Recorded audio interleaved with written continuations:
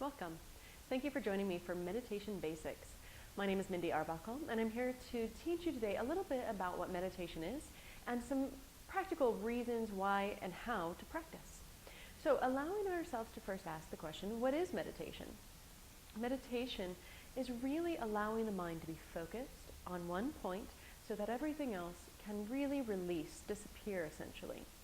We practice this by allowing ourselves to be focused, allowing ourselves to find calm and peace, balance within the body and mind. So that's some of our benefits of our meditation, is allowing ourselves to balance out our hectic day-to-day lives with a few minutes of peace, calm, and quiet. Allowing ourselves to also feel balanced from the hectic busyness of our day-to-day activities to the opposite, slowing down, essentially doing nothing so that we can find our own meditation practice. There are also physical health reasons why we can meditate. Not only is it good for the body to feel calm and balanced, but also for the mind. So it can help us with things like anxiety and depression. It also helps to lower our heart rate, helping us to also work with things like high blood pressure, allowing us to feel better immunity, and of course, to reduce our stress levels. Now, many people ask me, when should I meditate? Where should I meditate? There are no particular hard, fast rules that you have to follow for this, but a few good tips to go by. When should we meditate? Early in the morning really is a lovely time to be able to sit and be quiet because everything is still at that point before the sun rises potentially, and really just allowing ourselves the peace, the quietude that we find at this very relaxed point in the day. Evening also works, or maybe we could pick midday. Really, as long as you're finding a consistent time to practice, that's what's going to give us the most benefit. Now, where should we meditate? You can meditate anywhere, be it on a train or on an airplane when we're in traffic, but just be mindful that we don't necessarily need to add distractions in order to meditate. Finding, at first at least, a calm, quiet, suitable place within our home potentially, or maybe outside in nature. Finding a corner within our house, finding a room perhaps if we have that luxury, in order to find a sacred space, the same space we can revisit over and over, and each time that we sit down, we automatically feel the essence of our meditation practice just go right into us. Literally, sitting down, the work is half done. We'll find a number of reasons why not to sit and meditate. Maybe the phone's ringing, maybe we have something, the dishes that didn't get done last night. Whatever it is, don't let those things get in the way, and just simply sit down. And once you're there, it's much easier to stay sitting once you've gotten yourself into that position. So talking about sitting, that's the most important thing of our meditation practice. We want to be able to find a tall, neutral spine. There is energy that lives dormant at the base of the spine called kundalini. And eventually, as we continue our meditation practice, we want this energy to be able to rise and flow freely upward through the spinal column. So if we have any kinks or any disturbances with our posture, that kundalini will not rise efficiently or effectively. It can get diverted. So when we do this, our neutral spine means that our pelvis is neither tilting forward nor back, neither forward nor back. Our spines are not hunching, and we're not overlifting, overarching our backs. Our spines have the 4 natural curves. They go up, down, flat, okay? When we allow ourselves to sit neutral, we feel all 4 of those curves.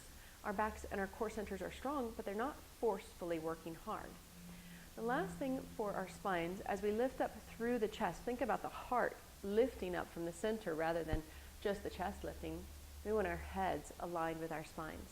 That means our shoulders are relaxed and our earlobes, ideally, are working toward being above our shoulders. So from here, we draw the chin back, helping to elongate the back side of the neck and lift through the crown. All right. Now, sitting on the floor flat, sometimes it's not comfortable for being able to find a neutral spine. I'm sitting just on a meditation cushion, which is lovely and very soft. But something simple that we can add is a blanket or cushion underneath of our bottoms. So when we add a blanket or a cushion, it lifts our pelvis up, tilting it just enough so that we can elevate and lowers the legs down. So instead of a 90-degree angle with our spines to our legs, It allows the legs to go a little lower, taking some pressure off the lower back.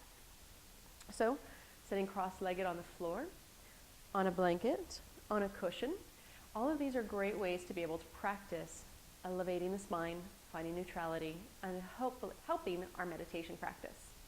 Now, a good guideline for the knees is that the knees are lower than the top of the pelvis, just making sure that that feels pretty comfortable for us. For some of us, sitting cross-legged isn't going to work at all. So a great option is to come to a kneeling posture. Now, sitting completely flat on the heels doesn't always feel good, so a meditation bench can be very beneficial. Just allowing ourselves to sit on the edge of it, rooting down, and it effortlessly will float our spines tall.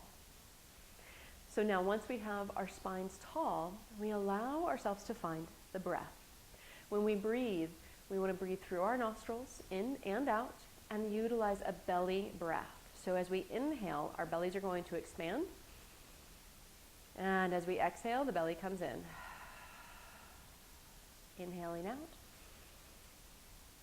Exhaling in.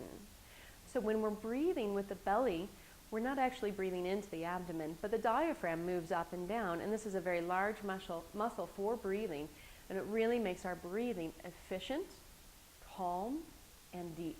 That's exactly what we want. Now, once we have our breath, we can utilize a mudra if we'd like to, or just simply have the hands up or down.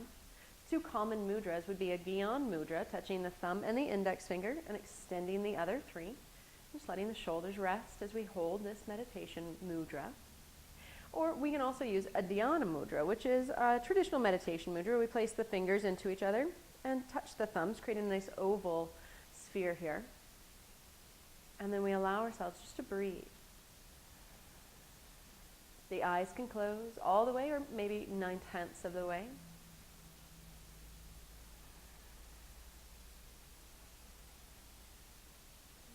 Now, when we meditate, we can meditate upon any object.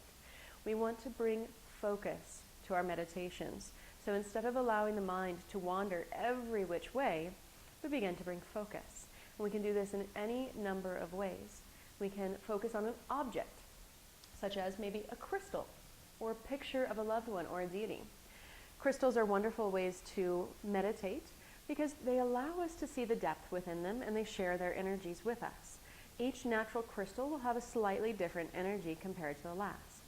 We can also just simply hold a crystal within our hands and feel its energy shared with us. Now, we can also allow ourselves to work on clearing thoughts. So if we hear a thought, if a thought comes into our minds, we simply tell ourselves thinking, and we toss that thought aside. Again, a thought will arise, we say thinking, and we let that thought go. Even if 1,000 times we have to say thinking and let a thought go, that is a good practice to begin with. Now we can also just feel the breath, perhaps feeling an inhale come in with an om and an exhale go out with an om. These oms are silent, just breathing in and breathing out, feeling the long om with our breath. Now we can also work on developing a feeling or an emotion, a sense of state of mind, and allow ourselves to develop that. Maybe love, maybe compassion, allowing ourselves to feel courageous, and just allowing ourselves to feel focused on those. Lastly, another option would be a mantra. If we use a mantra, oftentimes we use a mala, which has 108 beads on it, and we just hold that in our hands and allow ourselves to count our mantras with our beads. So again, there are a number of ways to meditate. These are just but a few. Whatever we do, find a comfortable seat, find a good time of day, dedicate at least 20 minutes every day to this meditation practice, and then allow ourselves to be present, to breathe, and to experience ourselves.